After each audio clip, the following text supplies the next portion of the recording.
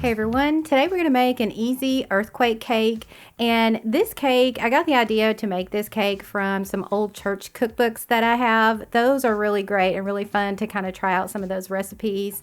This cake is so good. It is a warm chocolate cake. It's got pockets of cream cheese in it. It also has some nuts and coconut in it. It gets its name because the top really kind of looks like an earthquake happened on the cake. It's not pretty, but it is very good and very easy to make.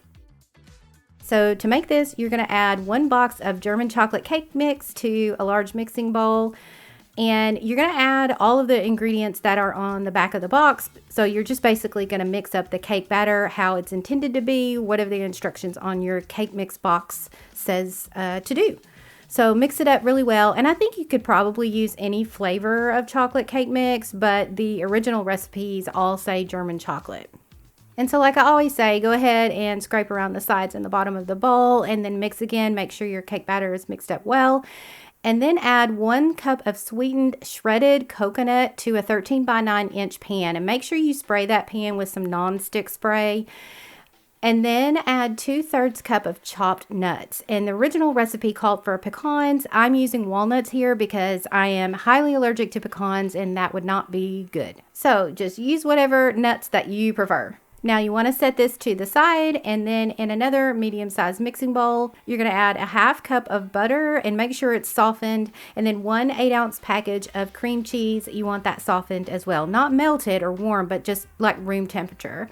And then add 1 teaspoon of vanilla extract, and you're going to mix this up really well. You want it to be smooth. It's not going to mix well if it's cold, so make sure you've got it to room temperature because it'll mix a lot better for you.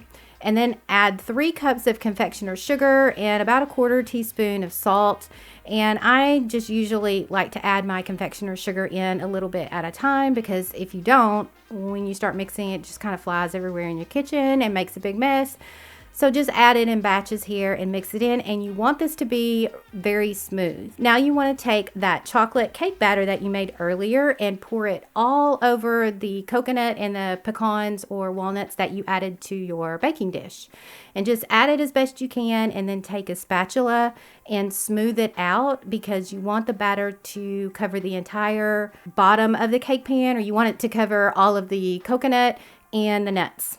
So just spread it smoothly, and now take that cream cheese mixture that you made and sort of just add it by spoonfuls, I guess, or if I'm using a spatula at this point, but whatever you have, just add it to it, and it doesn't have to be pretty. And then you can just take your spatula or a knife and kind of spread it out. Mine didn't spread out too well because I think actually it was a little bit colder than I would have liked, but just kind of spread it as best you can. It's not going to be pretty, and don't worry about that. Now you want to take some semi-sweet chocolate chips. I used about 1.5 cups. Just use however much you want, but I use quite a lot. And you're going to bake this in a preheated oven at 350 degrees Fahrenheit for about 45 to 55 minutes. Ovens are going to vary, and the center should be set and not super jiggly or super mushy. So once it's baked, you're going to set it on a cooling rack. You can set it there for maybe about 15 or 20 minutes to let it firm up just a little bit. And this cake is really good served warm. You don't need a frosting or anything on it. It's got a warm cake layer with those pockets of cream cheese in there. And it kind of forms like this sort of pudding layer. It's so good. And then the coconut on the bottom and the nuts, it just all comes together, and it's just so good. Like I said, it doesn't look pretty. It kind of looks like an earthquake happened on this cake, but it is really good, really easy to make. If you don't like coconut, you don't like nuts, you can probably even skip that and make it without those things, and it would still be really good. Let me know if you make it, what you think about it. Happy baking, and I will see you next time. Bye.